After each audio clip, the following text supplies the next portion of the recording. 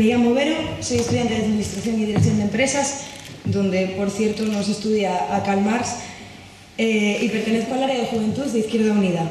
Actualmente compagino los estudios con el paro después de haber trabajado durante 5 años como dependiente de un comercio. Soy joven y, por lo tanto, como la mayoría de los jóvenes, precaria. Los presentadores de este evento somos expertos en presentar currículos, así que si alguien quiere alguno, pues...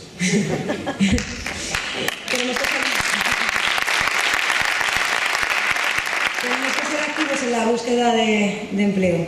Y bueno, ya sin más, os presento a otro joven comprometido con la izquierda, líder del 15M, investigador social y diputado de Izquierda Unida. Es Alberto Garzón. Lo siento, chicas, pero no me quiso dar esto.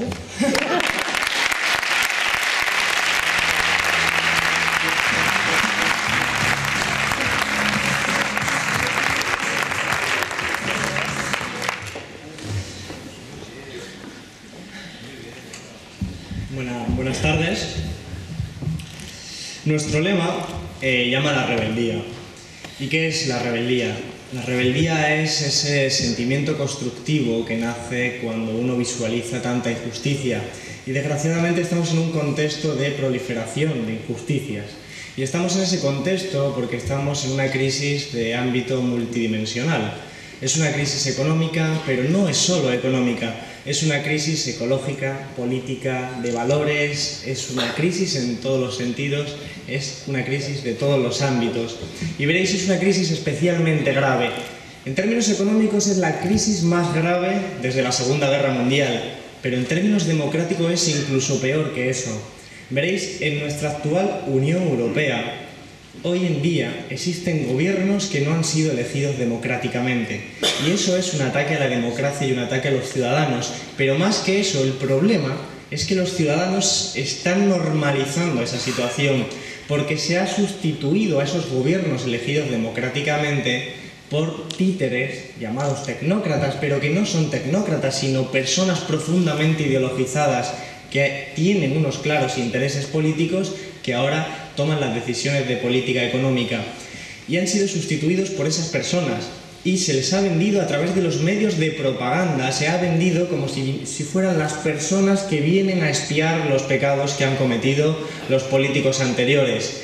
Y en esa situación la ciudadanía está normalizando una situación y asumiendo como si fuera natural algo que en absoluto lo es. Y es que haya gobiernos que no han sido elegidos democráticamente. Fijaros que en Grecia fue simplemente la sugerencia de la convocatoria de un referéndum lo que hizo que unos determinados sujetos políticos y económicos, los llamados mercados financieros, que son esas grandes empresas y esos grandes bancos, que hicieran que se movilizaran para derribar a esos gobiernos. Simplemente la sugerencia de que se hiciera un referéndum. ¿Qué viene a demostrar esto?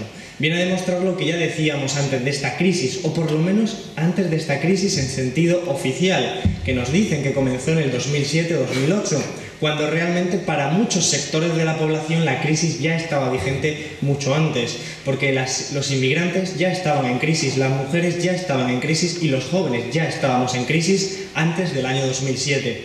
Pero en cualquier caso, esta situación lo que viene a reflejar es que esta crisis ha revelado la esencia profunda del sistema económico.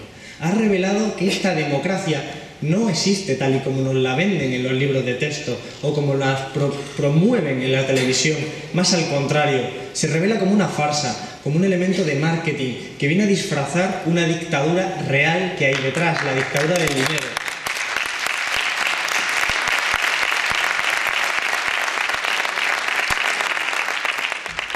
Y esta dictadura que refleja es la que se está demostrando con esta crisis, porque al final, cuando surge y emerge la crisis, la democracia, lo que antes nos vendían como ese papel espectacular, es cuando ya no tiene ningún sentido para ellos, la desechan, como ocurrió precisamente en Grecia, cuando el simple referéndum ponía en cuestión el poder económico, entonces la democracia dejaba de tener valor.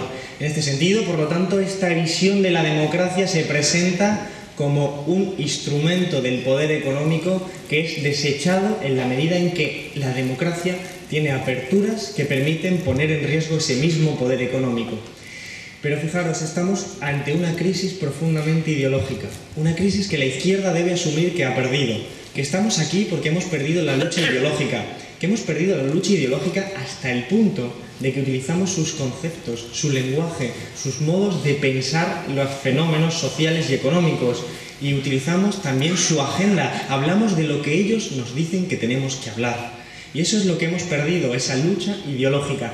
Tanto es así que, como bien es sabido en economía, porque nos lo explican bastante bien en algunas facultades y en algunas asignaturas, lo cierto es que la derecha, cuando baja los impuestos a los ricos, habla de alivio fiscal. Cuando les está bajando los impuestos a los suyos, a los ricos, habla de alivio fiscal, porque en los conceptos, en el lenguaje, va la mitad de la ideología.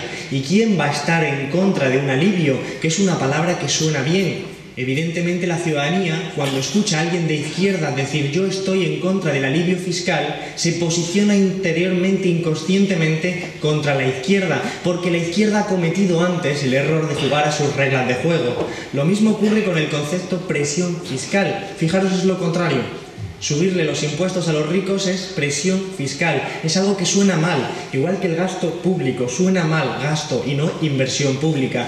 En el lenguaje está la ideología. Y en esta lucha también la hemos perdido porque no hemos estado atentos. Es tanto así, fijaros, que hasta el concepto de prima de riesgo, que todos sabemos que es un concepto peligroso, complicado, que sabemos que es muy importante porque tiene connotaciones y tiene efectos directos sobre nuestra vida. Pero sin embargo la mayoría de la gente no alcanza a describir cómo funciona ese mecanismo. Pero sin embargo sí sabe que si nos dicen en el titular que la prima de riesgo ha subido 500 puntos básicos, asusta. Y es normal, 500 puntos básicos suena mucho. Fijaros, 500 puntos básicos, es un 5%. Si nos hubieran dicho un 5%, inconscientemente no actuamos igual. Un 5% no nos suena tan potente. Es el lenguaje el que ayuda a que nos traguemos toda su ideología, que es lo que viene por detrás. Entonces hay que tener en cuenta que esta crisis ideológica es lo que precede, porque detrás de cada reforma laboral, de cada reforma fiscal, de cada reforma financiera hay ideología. Detrás de cada una de estas reformas hay una ideología, lo que quiere decir que hay una forma de concebir la sociedad humana, una forma que tiene mucho que ver con la lucha de clases, otro elemento que hemos dejado de lado porque nos han intentado vender que ya no existía. Pero quienes sí reconocían que existía la lucha de clases eran ellos mismos, gente como Warren Buffett, multimillonario estadounidense, que decía y dice que efectivamente existe la lucha de clase, solo que es su clase, la clase alta, la que va ganando. Pero este reconocimiento lo que viene a comprobar es que realmente ellos son conscientes del marco en el que están jugando y ellos se reúnen, ellos se organizan de forma clasista y se organizan para defender sus propios intereses. Y es lo que hace que nosotros no lo estemos logrando y que estemos perdiendo esa lucha, porque esa lucha ideológica es la que precedía. Y fijaros, es una crisis económica, por supuesto que es económica porque se manifiestan elementos profundamente económicos como es el desempleo, los salarios. Y tenemos ante nosotros la reforma laboral, uno de los ataques más graves a los trabajadores que se han cometido en los últimos años. Y es precisamente una reforma que esconde una ideología, que esconde un modelo de sociedad en el que los trabajadores son subsumidos automáticamente ante el sistema capitalista. Porque veréis, el sistema capitalista, concepto también que se ha dejado de usar, fijaros cuántas veces se escuchará en la televisión el concepto capitalismo, el concepto sistema económico, esos conceptos que han sido abandonados y que sin embargo reflejan la realidad de hoy en día. Pues esos conceptos se pueden explicar. Veréis, el capitalismo funciona como una bicicleta. Es una bicicleta que tiene que pedalear y pedalear y pedalear continuamente, porque si dejas de pedalear, te caes. Y el capitalismo tiene que crecer, crecer, crecer, porque si deja de crecer, entra en crisis. Y el único obstáculo que puede enfrentar, uno de ellos, es que nadie les ha preguntado hacia dónde va esa bicicleta, si va hacia el precipicio del desastre social, desastre ecológico, que nosotros ya sabemos que ese es el precipicio al que se dirige esta bicicleta, este sistema económico, lo sabemos y tenemos todos los datos para demostrarlo. Pero lo que quieren hacer estas reformas es subsumir al ser humano, mercantilizarlo aún más e incorporarlos a esa maquinaria para que vuelva a seguir pedaleando. Y eso es lo que está haciendo esta reforma laboral, acabando con los derechos de los trabajadores, acabando con la negociación colectiva, acabando con los sindicatos, que son esas herramientas que para ello obstaculizan un buen funcionamiento de la bicicleta. Y este sistema irracional, profundamente irracional, porque no entiende de ecología, porque no entiende de derechos humanos, porque no entiende de aspectos sociales, este sistema es al que nos están sometiendo cada vez más, apretándonos los tornillos continuamente, tanto unos como otros, tanto la supuesta derecha como la supuesta izquierda. El Partido Popular y el Partido Socialista son aquellos que están gestionando la sociedad para incorporarla cada vez más a eso, mercantilizando y poniendo en juego la propia condición humana, porque ya sabemos hacia dónde nos llevan. Nos llevan hacia un nuevo orden social profundamente regresivo.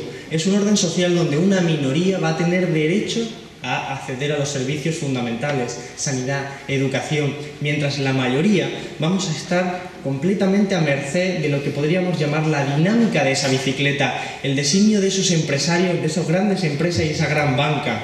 Vamos a estar subordinados a esa dinámica y vamos a ser flexibles, porque eso es lo que ellos quieren que seamos, elementos flexibles, átomos de ese sistema económico que se incorporen bien allí donde hagan falta. Fijaros, por eso nos hablan de flexibilidad, porque nos dicen, si mañana tenéis que ir a Marruecos a trabajar, os vais a Marruecos, y si el mes que viene os vais a Alemania, os vais a Alemania, y por supuesto, si tienes que cobrar 10 veces menos, cobras 10 veces menos. Y ese es el futuro al que nos están empujando. Es un futuro que no obstante es muy difícil de alcanzar, porque antes de llegar ahí la sociedad humana reacciona defendiéndose. Ellos nos quieren conducir a Grecia, a la situación griega de desesperación, porque en ese proceso al que nos conducen al precipicio, lo que incrementa es la desigualdad, la miseria, la pobreza. Veréis en Málaga, de donde vengo, en mi barrio, hay 500 personas cada noche que van a pedir un plato de comida, y no son 500 personas que uno pudiera ver y visualizar como el clásico mendigo, sino que podrían confundirse perfectamente entre nosotros por la forma de ser, porque el rostro de la pobreza, el rostro de la miseria ha cambiado profundamente, y está cambiando y se está expandiendo más allá de las periferias de las ciudades. Estamos sufriendo ese proceso de regresión social, un proceso lento porque la economía, las cosas funcionan lento. Y desgraciadamente tenemos que ser conscientes de eso. Y fijaros que todavía no he hablado de elecciones, todavía. Porque para mí la labor fundamental de unas elecciones es fortalecer una conciencia que existe previamente. El acto de que alguien vaya a depositar su voto en una urna es el resultado final de un proceso de concienciación. Es alguien que ya es consciente de lo que quiere que sea su sociedad, de lo que quiere que sean sus vecinos, de lo que quiere que sea su familia, y entonces vota en consecuencia. Por eso para mí, la izquierda lo que tiene que hacer es concienciar a la gente, explicarle a la gente que su frustración, la frustración que le genera estar en paro, que te bajen los salarios, que te puedan despedir en cualquier momento, hay que explicarla. Y nosotros tenemos los elementos con los que explicarlos. No tenemos los grandes recursos que tienen ellos, pero sí tenemos la razón y tenemos los argumentos, y podemos explicarle que su frustración es hermana de la frustración de su vecino y de su familiar, y que tienen causas en el mismo proceso socioeconómico, y que es el sistema económico, esa bicicleta de la que yo hablaba antes. Y por lo tanto esa es la labor para mí de la izquierda, y es en ese proceso en el que va concienciándose la gente. Dicho de otra forma, para mí la labor de Izquierda Unida es transformar el sistema económico, superar el sistema económico, hacer la revolución. Y entonces, para eso es necesario ganar las elecciones, pero no podemos confundir los medios con los fines. Y por lo tanto las elecciones es un camino necesario e imprescindible, porque lo que le molesta a Botín es que haya cuantos más diputados de Izquierda Unida en los parlamentos autonómicos y nacionales, cuantos más, peor para Botín y todos sus amigos. Para ellos, cuantos más gente de izquierda comprometida que tenga un modelo de sociedad donde la mayoría pueda vivir en dignidad, pues mucho peor para ellos, y por supuesto mucho mejor para la mayoría de la sociedad. Y eso es lo que les molesta. Por eso, para mí, el objetivo fundamental es movilizar a la gente, y aquí ya se ha dicho previamente. En este contexto en el que estamos, que el 25 vamos a las elecciones,